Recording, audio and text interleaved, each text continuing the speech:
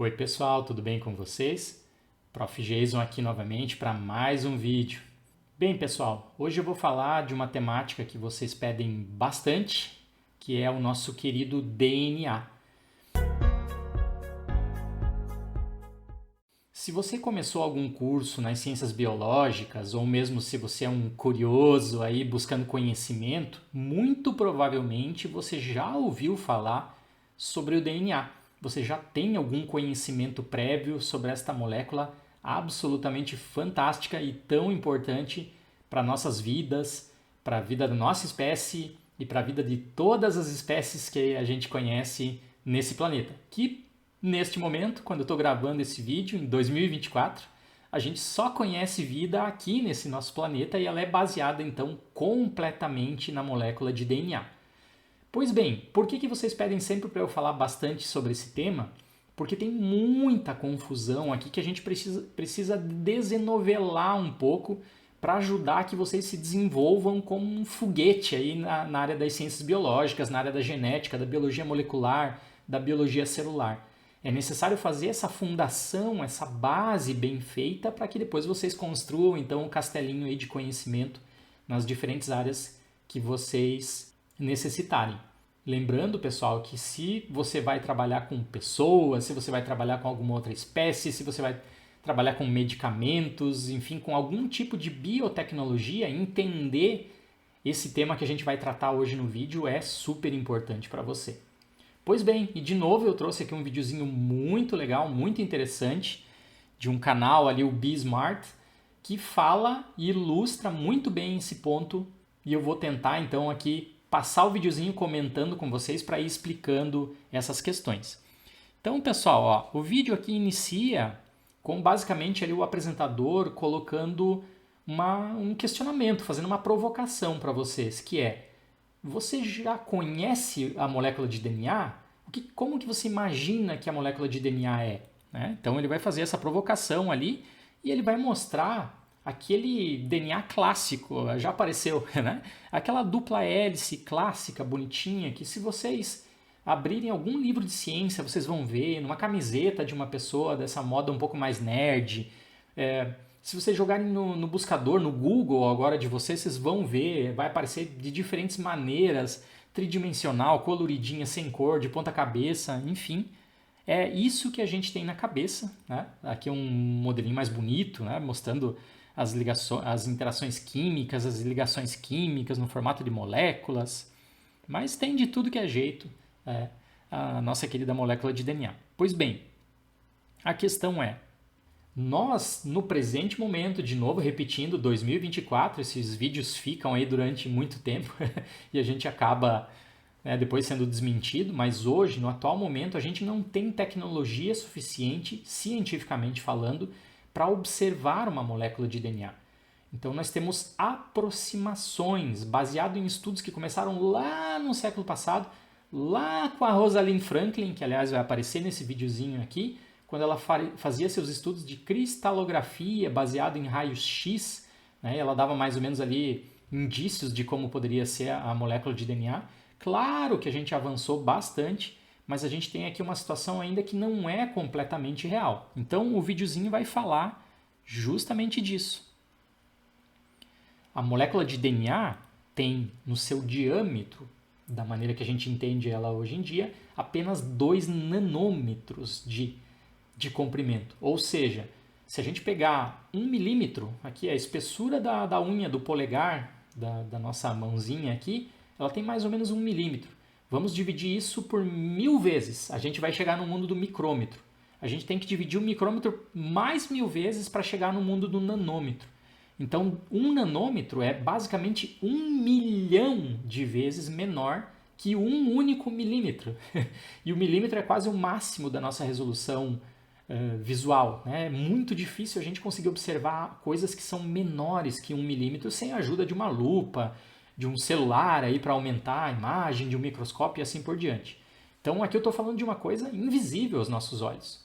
1 milímetro dividido por 1 milhão multiplicado por 2, ou simplesmente 1 milímetro dividido por 500 mil vezes, 2 nanômetros. Esse é o diâmetro da nossa moléculazinha de DNA. Então, Ah, beleza, o prof falou agora, precisa de ajuda, de um microscópio para observar ele, mas o prof tinha acabado de falar que não dava para, a gente não consegue ver ele perfeitamente. Sim, então ele vai fazer essa problemática aqui com escalas em relação aos Estados Unidos, que eu vou pular aqui para não complicar um pouco esse vídeo aqui, até porque a gente não conhece muito bem a geografia lá dos Estados Unidos.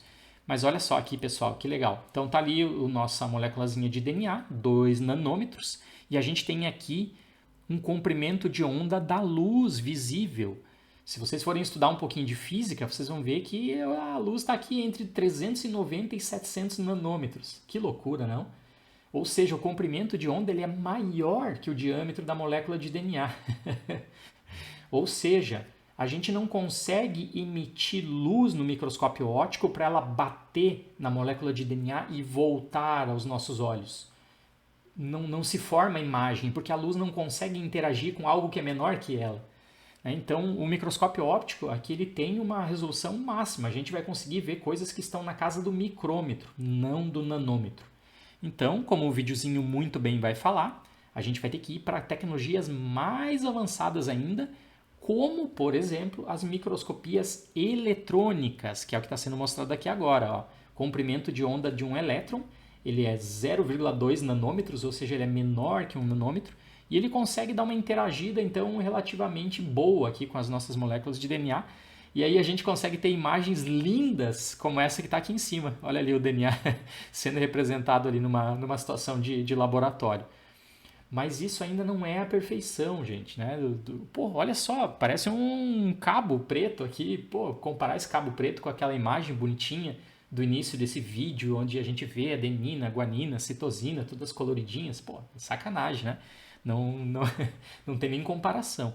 Então, realmente, depois ele vai falar de algumas outras tecnologias que são as melhores aproximações de imagens que a gente consegue no presente momento em relação à molécula de DNA. Esqueci, mas ele fala, né, como eu já tinha dado spoiler aqui, um pouquinho da Rosalind Franklin, que então lá na década de 50 do século passado conseguiu essa imagem belíssima aqui, que a gente chama de foto número 51, né, que é basicamente aqui uma foto da sombra do DNA. E ela estava aqui nesse momento histórico, essa é uma história que a gente pode falar num outro vídeo. Nesse momento ela estava muito próxima de propor o formato tridimensional da molécula de DNA, que acabou sendo feito depois então pelo Watson Crick, muito baseado nos estudos dela, da Rosalind Franklin. Então tá ali ela fazendo lá a cristalografia de raios-x, que também são menores que o comprimento de onda, por isso ela conseguia essa sombra do DNA, né? Mais do que a fórmula mais do que uma foto da molécula por si só. Pois bem, daí tá aqui. Agora sim, as tecnologias mais inovadoras que a gente tem, como se fosse uma agulhinha ali pinçando a molécula de DNA para formar uma imagem como essa que está ali acima. Mas aí então vem o grande ponto. Beleza, entendi aqui, prof, que a gente não consegue ver o DNA direito, que é mais ou menos uma extrapolação feita em laboratório, que isso talvez vai mudar com o passar do tempo. Legal, massa, sensacional. Isso já é um avanço tremendo para vocês, né? Vocês já estão na frente aí da esmagadora maioria das pessoas que vão estudar as ciências biológicas. Mas agora vem um segundo ponto muito importante. Essas fotos que vocês veem no Google, essas aproximações que vocês veem no Google, não corresponde ao DNA que está dentro de você agora. Isso ali é uma situação de laboratório, onde a gente pega o DNA, a gente tira todas as proteínas dele, a gente estica ele bonitinho, né? Deixa ele todo arrumadinho, todo maquiado, como se fosse lá o Instagram do DNA, né? Onde ele vai estar todo felizão. Aquilo não é a vida real, assim como o Instagram das pessoas também não é a vida real das pessoas, né? É um momento muito específico, uma foto bonitona, com filtro, não sei o que, Então, o DNA agora, dentro das tuas células, ele está funcionando de uma maneira diferente, é o dia a dia dele. Desse jeito aqui, como a gente mostra no Google para vocês, primeiro, ele não caberia dentro das nossas células, porque nós temos muito DNA. Segundo, provavelmente ele quebraria muito facilmente, ou seja, a vida não seria possível. E terceiro, todos os genes contidos nas nossas moléculas de DNA estariam completamente abertos, ou seja, a célula ia entrar num colapso, porque ela ia ficar lendo todo o nosso DNA em todos os momentos, produzindo RNAs e proteínas que não devem ser produzidas naquele momento. A gente tem que ter uma regulação gênica muito efetiva, que algumas regiões do nosso DNA em uma determinada célula precisam ser lidas nesse momento, em outro momento são outras regiões, e isso em cada célula vai ter uma lógica diferente. Porque lembrem-se, todas as nossas células do nosso corpo têm exatamente o mesmo DNA. Porém, por que uma se transforma numa célula epitelial, outra se transforma numa célula do meu sistema visual, outra se transforma numa célula chamada neurônio e assim por diante, se elas têm todo o mesmo DNA? Pois bem, justamente por isso, porque ao longo da vida delas, elas vão ativar regiões diferentes do nosso DNA, que vão fazer proteínas diferentes, que vão fazer elas tomarem um destino um pouco diferente na vida em relação às suas coleguinhas do mesmo corpo. Então, voltando aqui para o vídeo, ele vai falar, bom, primeiro, esse DNAzinho não é o formato que está dentro do nosso corpo agora. Aqui está a quantidade de DNA. Vou fazer aqui uma aproximação em português para vocês. É como se a gente tivesse 40 quilômetros de DNA de uma linha fina compactado mais ou menos no volume de uma bola de tênis. Se vocês quiserem fazer outra analogia, seria mais ou menos pegar um fone de ouvido bem fininho, 40 quilômetros desse fone de ouvido bem fininho e tentar colocar isso num bolso de uma calça jeans. Difícil, não? Se vocês conseguirem, me avisem.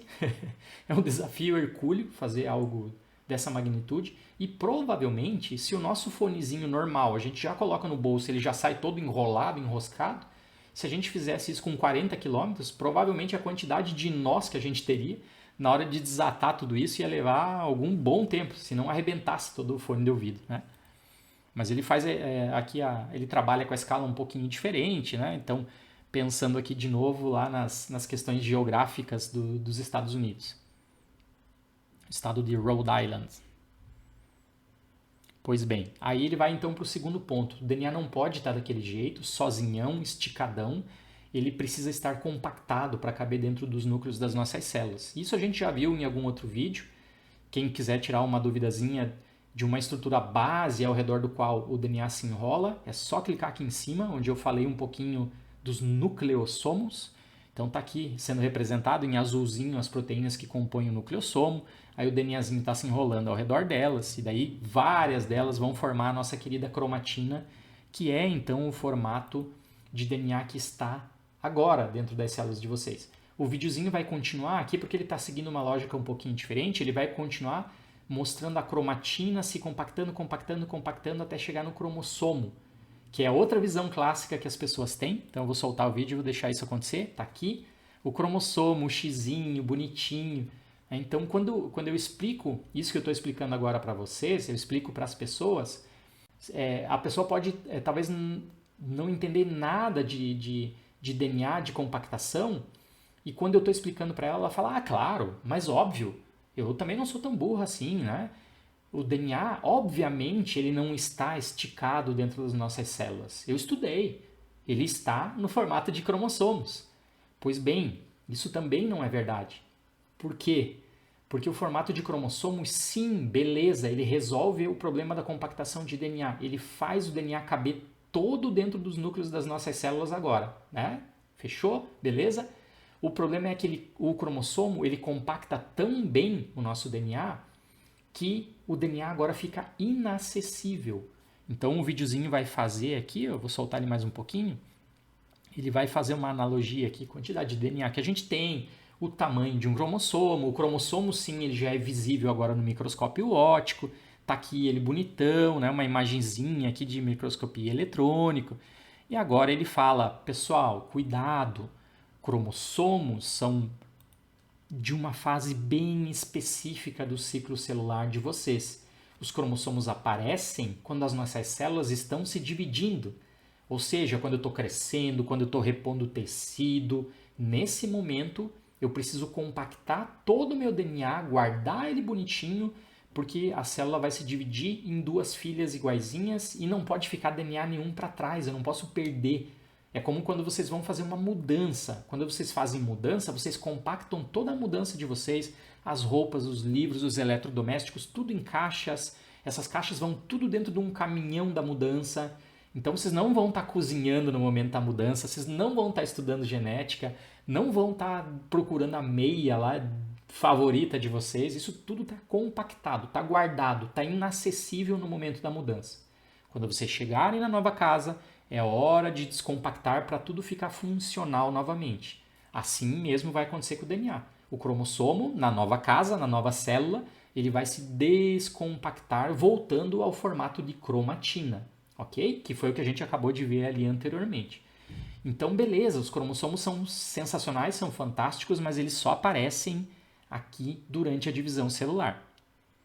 Vamos soltar mais um pouquinho o videozinho. Ele vai dizer, então, que os cromossomos seriam como uma caixa, um livro trancado, onde a minha informação está ali, no caso o DNA de vocês está ali, só que ele está inacessível, ninguém consegue ler. A célula não pode funcionar com o DNA no formato de cromossomos. Né? Ela não consegue ler gene nenhum, expressar nenhum RNA, fazer nenhuma proteína, então ela entraria em colapso. Ok, beleza. Então já sabemos que o DNA não é aquela imagem bonitinha do Google e não está no formato de cromossomos. Então tem que ter um meio do caminho aqui, que é a cromatina, né? Como eu já dei o spoiler aqui nesse videozinho.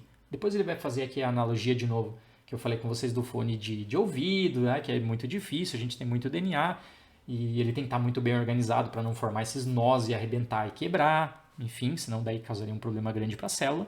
E aí a gente chega aqui, pessoal, numa imagem absolutamente fantástica que esses caras exploraram muito bem nesse vídeo e é um dos porquês eu trago esse vídeo especificamente para vocês, porque tem essa imagem aqui. Olha que bonitinho em 3D, com corzinhas, sendo mostrado aqui os nossos cromossomos, ou as moléculas nossas de cromatina, ou seja, uma célula funcional. Ah, mas está redondo, que estranho. A gente esquece que o mundo que a gente vive, ele é 3D, ele tem 3 dimensões, né? A gente estuda tanto isso achatado em livros, imagem de células planas, de DNA plano, que a gente esquece que a célula ela é uma esfera, quase, né? Parece uma bola de basquete, uma bola de futebol. Claro que tem umas com uns formatos diferentes em relação a outras, né? Se a gente pensar aqui numa fibra muscular, ela é mais esticadinha. Se a gente pensar numa célula do epitélio lá, do intestino, ela é mais retangular, enfim. Mas vocês estão entendendo o que eu quero falar aqui. Tem 3 dimensões. Então olha que bonitinho, com corzinhas, o pessoal de Cambridge mostrou. Cada corzinha dessa é um cromossominho da intérfase, ou como eu gosto de falar, uma molécula de cromatina. Ou seja, não é aquele cromossomo altamente compactado da divisão celular, é algo mais fluido. Vejam ali, parece um prato de macarrão, um prato de miojo, né, com corzinhas diferentes. Então vocês vão ver que tem 2 amarelos, 2 azuis, 2 roxos, porque nós somos diploides. Nós temos 2 moléculas de DNA, uma veio do papai, uma veio da mamãe, né, e elas têm territórios específicos dentro do núcleo. Não fica tudo jogado lá dentro a sua própria sorte. Não. Existem os territórios cromossômicos ou os territórios das moléculas de cromatina. Então vou soltar aqui para vocês, olha que bonitinho. A gente consegue separar, olha aqui, ó, um amarelinho. Se a gente chamar aqui essa molécula de DNA aqui no formato de cromatina de cromossomo número 1 no futuro, esse aqui seria o do pai, esse aqui seria o da mãe. Aqui o verde fluorescente, se a gente chamasse de número 2, esse aqui seria do pai, esse aqui seria da mãe, enfim, assim por diante. Né? São, na teoria, 23 moléculas de DNA diferentes, duplicadas, né? Uma do pai e uma da mãe. Vocês, mulheres, vão ter no cromossomo sexual, na molécula de DNA relacionado ao sexo da nossa espécie, vocês, mulheres, têm uma da mãe e uma do pai que se chamam X e X.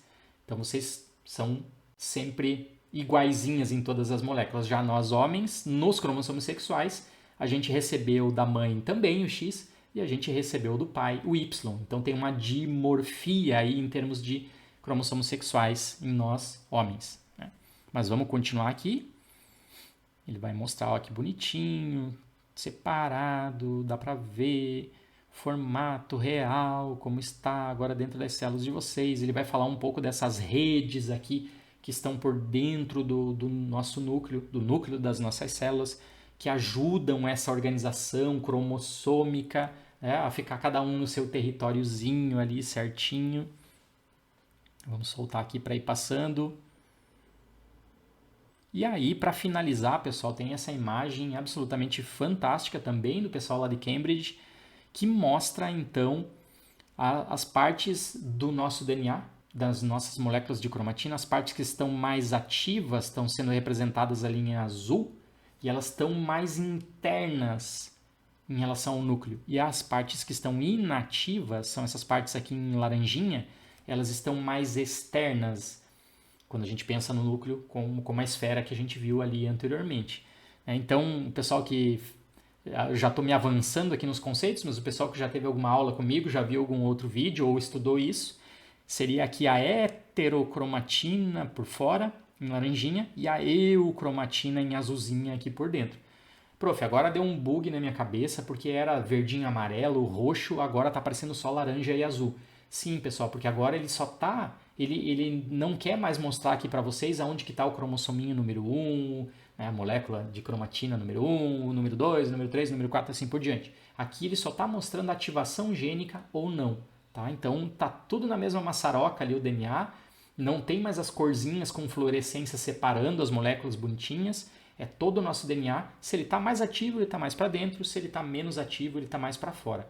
Aparentemente isso pode trocar com o tempo, né? Dependendo do que vocês fizerem com as células de vocês. Se uma região que estava ativa agora não ficará mais ativa, talvez ela pode vir para fora, ela pode vir mais para a membrana nuclear. E uma região que por hora talvez estivesse próxima à membrana nuclear, como a heterocromatina, ela pode ir para dentro. Então isso é o mind-blowing aqui, porque aparentemente quando a gente olha uma célula funcionando, o núcleo ele não é aquela coisa estática, aquele DNA parado, sendo lido por uma RNA polimerase, sendo acessado lá, sendo compactado, descompactado. Não, parece que tem movimento aí dentro dos núcleos das nossas células, o que muda muito a nossa compreensão antiga em relação ao funcionamento das nossas células, a expressão gênica, a epigenética, essas coisas todas que eu sempre falo aí para vocês. Vamos continuar o videozinho aqui. Olha, separadinho, que bonito, dá para ver eucromatina por dentro, heterocromatina por fora. E isso ele vai terminar, então, o videozinho justamente falando desse conceito, que é essa mobilidade dentro do núcleo em relação às nossas moléculas de DNA extremamente elevado. Então está aqui uma molécula de DNA, né, aquilo que vai ser um cromossominho, por exemplo, número 1, e em azulzinho aquilo que vai ser, por exemplo, o cromossominho número 2. Eles estão ali se conectando, se tocando, e isso é importante para a ativação de alguns determinados genes. Ou seja, tem muita coisa em termos de regulação gênica a ser descoberto ainda no futuro. São coisas extremamente difíceis de fazer, mas necessárias para a gente entender realmente as interações entre genes diferentes. Então, muito cuidado, pessoal, quando vocês ouvem falar por aí de CRISPR, de edição gênica, de um gene uma proteína, de um gene uma característica, de gene para depressão, de gene para o alcoolismo, porque vocês acabaram de ver nesse videozinho aqui que a coisa é muito mais complexa, que não existe tal coisa, um gene para... Um gene ele está dentro de uma rede toda de funcionamento e talvez no futuro, os especialistas discutem isso bastante, a gente vai ter que até remodelar o que é o conceito de um gene. Parar de pensar nele como uma partícula específica para fazer alguma coisa, mas entender ele de repente como parte de uma engrenagem toda que faz um funcionamento celular ocorrer. Mas isso é tema para um outro vídeo também. Certo, galerinha? Então... espero que vocês tenham gostado desse vídeo, espero que agora vocês compreendam que nós não temos uma imagem absolutamente correta do que são as moléculas de DNA, mesmo em laboratório, impossível dentro do funcionamento das nossas células no presente momento. Ou seja, nós temos extrapolações de como nós entendemos que a molécula de DNA é. Nós temos muito DNA, então ele não pode estar naquele formato Google, naquele formato Instagram dentro das nossas células, das suas células agora. Ele precisa estar compactado, organizado, bonitinho em nucleossomos e depois na cromatina. Essa cromatina, em algum momento do ciclo celular, ela virará cromossomos, simplesmente para que as nossas células possam se dividir sem perder DNA para trás. mas no funcionamento natural, normal, agora das células de vocês, a cromatina funciona que é uma beleza. Ela organiza muito bem o DNA, ela defende ele, ela compacta ele quando precisa, abre um pouquinho quando precisa também, e assim os nossos genes são acessados, os RNAs são produzidos e as proteínas são produzidas também. E, aparentemente, existe um dinamismo muito maior que a gente está recém começando a entender dentro dos núcleos de cada uma das células, porque existem interações entre moléculas de DNA diferentes que regulam a expressão de genes. Beleza, galera? Um grande abraço para vocês todos e até o próximo vídeo.